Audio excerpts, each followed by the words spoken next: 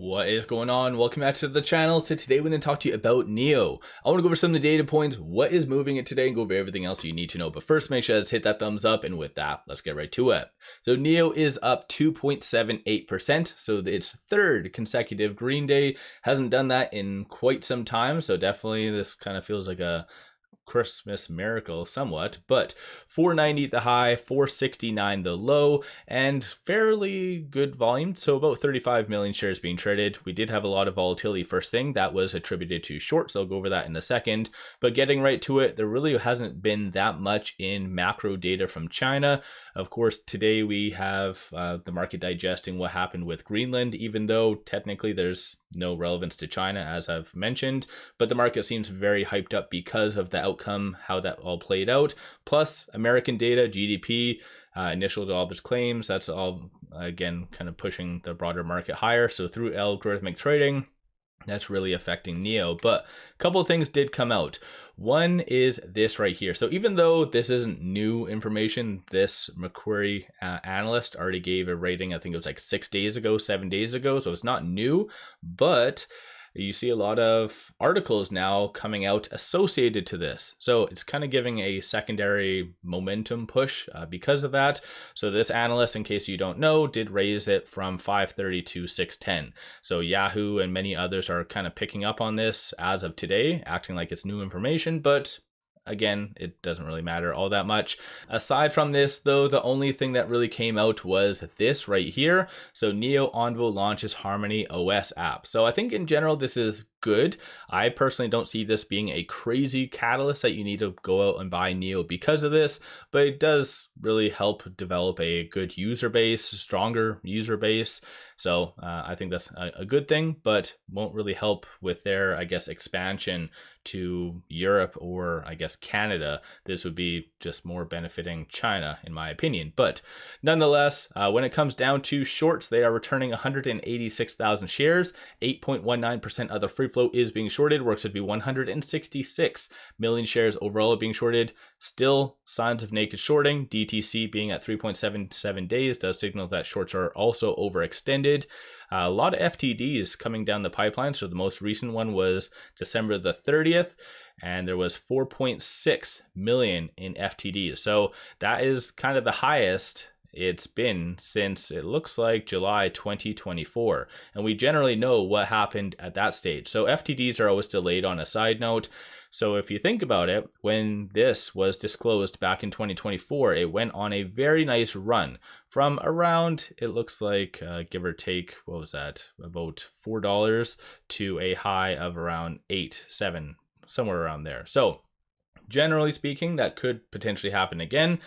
So we'll have to kind of wait and see. And then, as I mentioned already, there is some signs of naked shorting happening also. So definitely some sketchiness is occurring. Looking at options, 2.4 million in calls, 482,000 in puts, and 44% of all the options being done are bullish in nature. From a bull standpoint, you see a consensus for it to be roughly around 5, recovering to even 550 by the end of next week. Bears are anticipating for it to be kind of sub 5, and then it looks like breaking down to even 4 by the end of February the 6th. So by then we should be getting notice of their upcoming earnings. So that could be, again, a pretty good catalyst. But aside from that, there's definitely a lot more upside. Not that much in institutional transactions today. So only 3 on the secondary market, 2 buys, 1 sell. 1 sell for 250. The buys are 335 and 240,000. So still not as much as I would like to see, but still, honestly, with NIO being green, I'm not complaining whatsoever. But aside from that, though, these are all the transactions occurring on the dark pool above $100,000. So you do see this very active, and a lot of this is because of what shorts did first thing. So going back over here, even though shorts are returning 1.8 or 186,000 right now, that is just net. First thing, they were increasing and hitting it hard, roughly about just over 1 million shares. So they did hit it hard. That's why it caused some kind of volatility right here, just up and down motion. But luckily enough, shorts kind of smartened up. They did return. So again, something just to keep in mind. But right now with that 480, it is exactly on this S1. So ideally, best case scenario, it does close above that S1. That way it can continue its good momentum into the next couple trading days. 521 is going to be the next strong target, and then 455 is going to be the next strong support.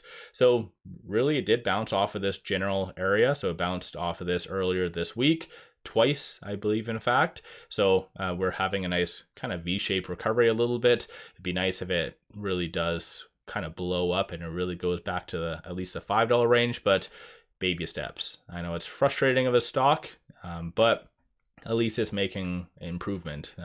So let me know your viewpoint on that. But getting right to the actual chart itself, there really hasn't been that much in articles really coming out associated to NIO, aside from just analysts bringing up the Macquarie one as though it's new information. On a side note, that did come out January the 15th. So they are very, very delayed, Yahoo and a couple others. But on the actual chart itself, it is right now above that 10-day moving average. So that's kind of a big deal for a lot of momentum plays. In NIO's case, that blue line, the 50-day moving average, that's kind of a very, very big deal. And that's sitting at 521. So if we do build up some pretty good momentum, we could be hitting that 200-day moving average, and that's sitting at 511. So it is just a matter of time. And like I've stated in the past, NIO just needs a nice gentle push.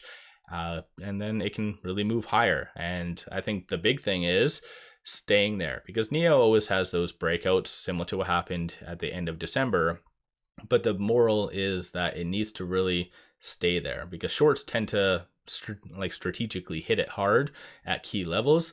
So just watch for shorts to get very active, roughly around that $5 range, just over that. So again, something just to keep in mind. But looking at the market position, you see a little bit more willing buyers, but still that pretty strong wall up until around that 520, matching with that 50-day moving average. So you have a lot of sellers. So for whatever reason, by any means possible, if NIOs can get above that 50-day moving average, then yeah, you could definitely be seeing some higher highs. So let me know your thoughts on NIO. Are you buying? Are you selling? What are you generally thinking is going to be the next big catalyst?